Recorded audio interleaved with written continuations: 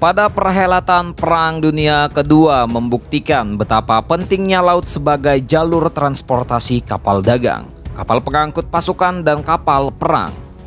Tidak heran jika terjadi banyak pertempuran laut yang terjadi pada Perang Dunia Kedua, mulai dari Samudra Atlantik, Laut Mediterania hingga Pasifik, sangat berpengaruh dalam jalannya peperangan sehingga blok poros maupun sekutu mati-matian mempertahankan dominasinya atas lautan. Hari ini kita akan membahas 10 pertempuran laut yang paling menegangkan dalam Perang Dunia Kedua.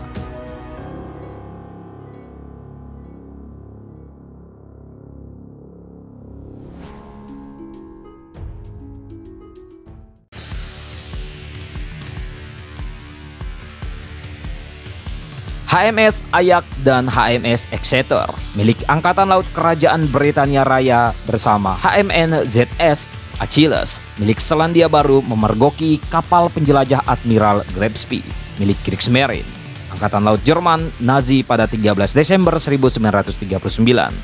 Gillespie sedang berada di perairan dekat Montevideo, Uruguay dalam misi untuk menghancurkan kapal dagang Britania Raya di Atlantik Selatan. Pertempuran laut pun tidak terhindarkan dan menjadi pertempuran antar kapal perang pertama serta pertempuran pertama bagi Selandia Baru dalam Perang Dunia Kedua. Seperti ditulis dalam laman New Zealand History, keempat kapal sama-sama mengalami kerusakan yang cukup parah. Kapten kapal Gillespie, Hans Langsdorff, memerintahkan Gillespie untuk berlabuh di Montevideo untuk memperbaiki kerusakan. Pada tanggal 17 Desember, Gillespie siap berlayar lagi, namun HMS Ajax, HMN ZS Achilles bersama HMS Cumberland sudah menunggu dan bersiap menyerang Gillespie lagi. Langsdorff merasa tidak mungkin dapat melewati hadangan kapal Britania Raya. Dan untuk menghindari korban jiwa, ia kemudian memerintahkan untuk menenggelamkan kapal Gillespie dan krunya dibawa ke Buenos Aires, Argentina. Langsdorff pun bunuh diri 3 hari kemudian.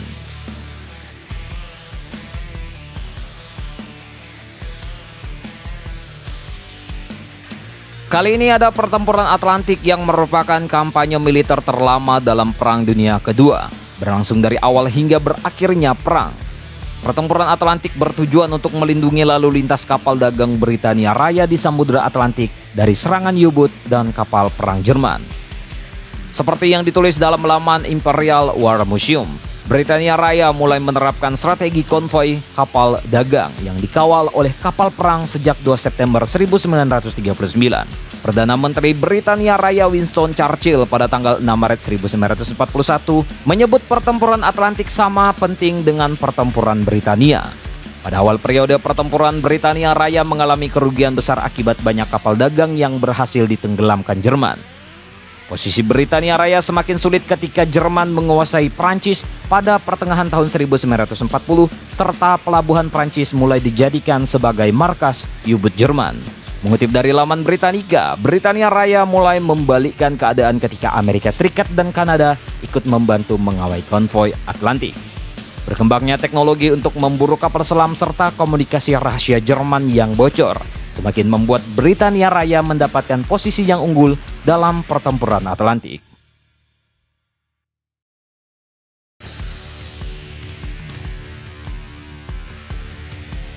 Regia Marina atau Angkatan Laut Kerajaan Italia mendapat perintah dari Mussolini untuk membangun kembali kekuasaan penuh terhadap Laut Mediterania sebagai Mare Nostrum yang bermakna Laut Kita.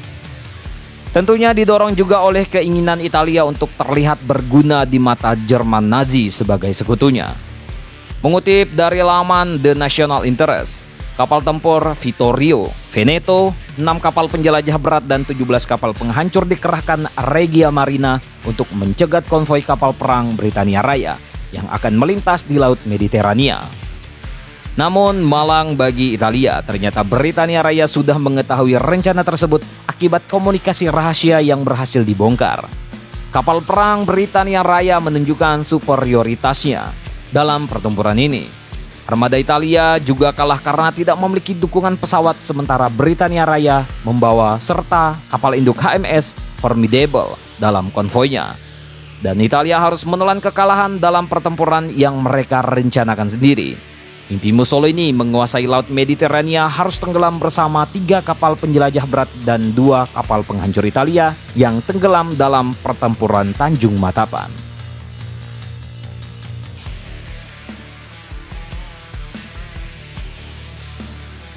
Berpindah ke teater Pasifik, kali ini Kekaisaran Jepang membawa kabar gembira bagi kekuatan Laut Blok Poros atas kemenangannya dalam pertempuran Laut Jawa melawan 4 negara sekutu sekaligus pada tanggal 27 Februari 1942.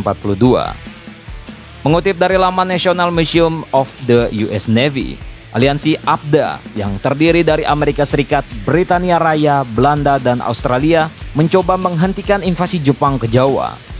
Laksamana Muda Karel W.F.M. Doorman dari Angkatan Laut Kerajaan Belanda memimpin armada ABDA melawan Jepang. Aliansi ABDA tidak mampu mengimbangi serangan armada Jepang akibat komunikasi yang tidak berjalan dengan baik. Setelah 7 jam, pertempuran Laut Jawa secara telak dimenangkan oleh Kekaisaran Jepang tanpa mengalami kerusakan yang berarti. Sekutu harus mengalami kekalahan besar dalam pertempuran ini. Dari pihak Belanda, kapal penjelajah HLNMS Java dan The Ruyter beserta kapal penghancur HLNMS Courtiner tenggelam. Kapal penghancur HMS Electra dan HMS Jupiter milik Britania Raya juga tenggelam. Sementara itu, kapal penjelajah USS Huston milik Amerika Serikat dan HMAS Perth milik Australia berhasil selamat dari pertempuran meski mengalami kerusakan. Kedua kapal ini akan melanjutkan pertempuran di Selat Sunda pada tanggal 28 Februari.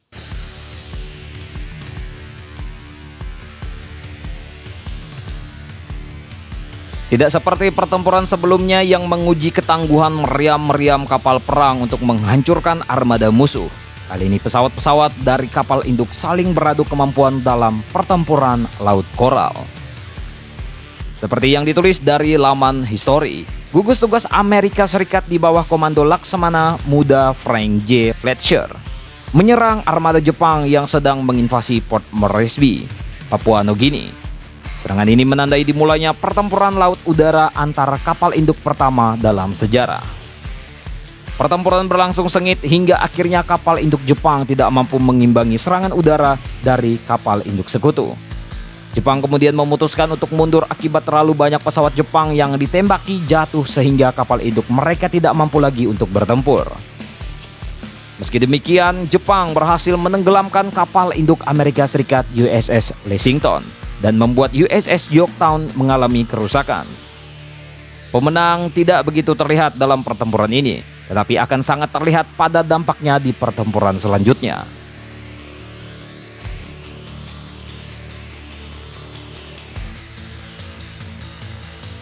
Jepang merencanakan untuk menginvasi Kepulauan Midway, sebuah markas militer Amerika Serikat di Pasifik. Namun rencana yang dirancang untuk menghancurkan kekuasaan Amerika Serikat di Pasifik ini sudah diketahui oleh Amerika Serikat akibat kode komunikasi rahasia Jepang yang berhasil dipecahkan. Informasi Jepang yang bocor mulai dari lokasi dan waktu penyerangan hingga kekuatan armada Jepang yang akan dikerahkan dimanfaatkan Amerika Serikat dengan mengirim gugus tugas ke wilayah Midway untuk mencegat armada Jepang. Amerika juga sudah mengetahui rencana serangan tipuan Jepang ke Kepulauan Aleut, Alaska, sehingga tidak terjebak dalam perangkap Jepang. Setelah pertempuran yang sangat sengit di lautan, armada Jepang terpaksa mundur dan membatalkan rencana invasi Midway pada tanggal 6 Juni. 1 kapal penjelajah berat dan 4 kapal induk Jepang tenggelam dalam pertempuran Midway, sedangkan Amerika Serikat hanya kehilangan 1 kapal penghancur dan 1 kapal induk.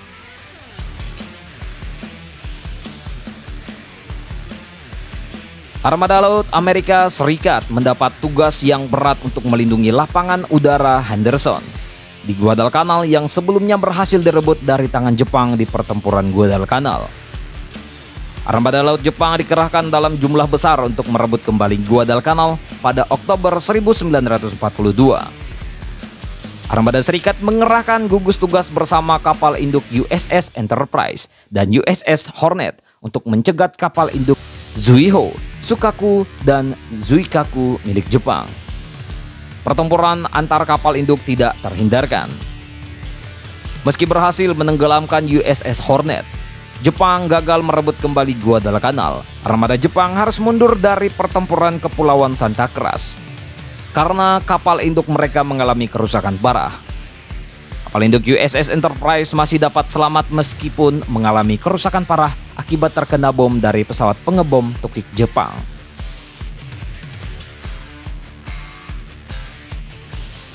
Inilah pertempuran kapal induk paling dahsyat dalam sejarah.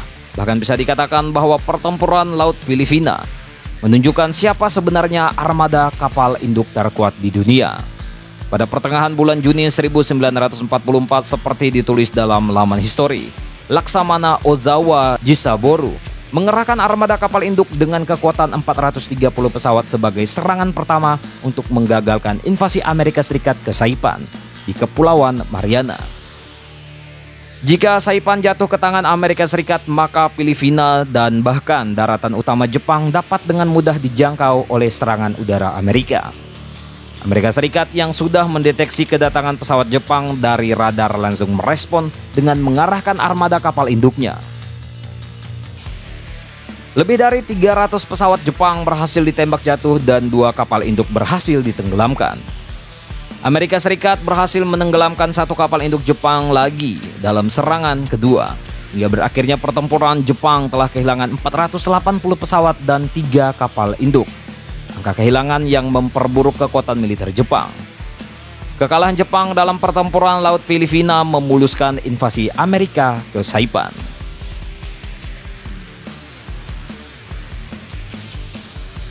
Pertempuran Teluk Leyte dikenal sebagai pertempuran laut paling dahsyat dalam Perang Dunia Kedua. Pertempuran ini terjadi ketika Jepang merespon invasi Amerika Serikat dan Australia pada Oktober 1944 ke Pulau Leyte, Filipina. Jika Filipina dapat dikuasai sekutu, maka suplai bahan bakar dari wilayah Singapura dan Indonesia menuju daratan utama Jepang akan terhambat. Kali ini Jepang harus mengirimkan armadanya ke Teluk Leyte dari 3 lokasi yang berbeda sebagai dampak dari pertempuran sebelumnya. Armada kapal tempur berada di Singapura agar dekat dengan sumber bahan bakar. Armada kapal penjelajah yang berpindah posisi akibat serangan kapal induk Amerika di Taiwan, dan armada kapal induk berada di Jepang karena harus merekrut pilot baru. Ketiga armada Jepang berangkat menuju Teluk Leyte dan masing-masing terlibat pertempuran sengit dengan armada sekutu. Jepang kehilangan 4 kapal induk, 6 kapal penjelajah berat, 4 kapal penjelajah ringan, 11 kapal penghancur, 10.500 pelaut, dan 3 kapal tempur termasuk Musashi, salah satu kapal tempur terbesar dalam sejarah. Ratusan pesawat Jepang juga dilaporkan berhasil ditembak jatuh.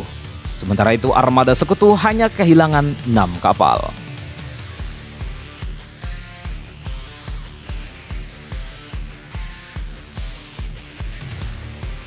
Sebagai kisah penutup, kali ini pertempuran tidak terjadi di permukaan laut tetapi di bawah laut. Satu-satunya pertempuran yang terjadi di bawah laut dalam sejarah yang melibatkan 2 kapal selam, yakni HMS Venturer milik Angkatan Laut Kerajaan Britania Raya dan U-864 milik Kriegsmarine. U-864 sedang menjalankan misi rahasia dengan sandi operasi Kaisar untuk mengirim dokumen dan komponen rahasia terkait proyek mesin jet beserta teknisi perusahaan Messerschmitt. Selain itu, U-864 juga mengangkut lebih dari 67 ton merkuri yang akan digunakan sebagai bahan baku peledak. Semua muatan ini rencananya akan diberikan oleh Jerman Nazi kepada Jepang. Rencananya U-864 berangkat dari Kiel menuju Laut Utara, kemudian berlanjut ke perairan Soviet dan menuju tujuan akhir di Jepang. Sayangnya operasi rahasia ini berhasil diketahui oleh pihak Britania Raya. HMS Venturer mulai mendeteksi U-864 di perairan Norwegia pada 9 Februari 1945. Dengan hanya membawa 8 torpedo, HMS Venturer tidak boleh meleset sama sekali. Tidak ingin kehabisan kesempatan, Letnan James S. Launders sebagai komandan HMS Venturer memutuskan untuk menembakkan 4 torpedo sekaligus dengan pola menyebar dan jeda masing-masing 17,5 detik. U-864 mendeteksi adanya torpedo yang ditembakkan ke arahnya dan langsung melakukan gerakan menghindar hingga menambah kedalaman. 3 torpedo berhasil dihindari, tetapi torpedo keempat berhasil kena dan langsung menenggelamkan U-864 bersama muatannya. Bangkai U-864 menimbulkan masalah ketika ditemukan oleh Angkatan Laut Kerajaan Norwegia pada tahun 2003. Muatan merkuri U-864 dikhawatirkan akan merusak lingkungan laut. Norwegia kemudian memutuskan untuk mengubur bangkai U-864 dengan pasir dan beton untuk menghindari bocornya merkuri ke lautan. Itulah tadi 10 pertempuran paling epik dalam Perang Dunia Kedua. Menurut coy-coy sekalian, manakah pertempuran laut yang paling penting dalam Perang Dunia Kedua?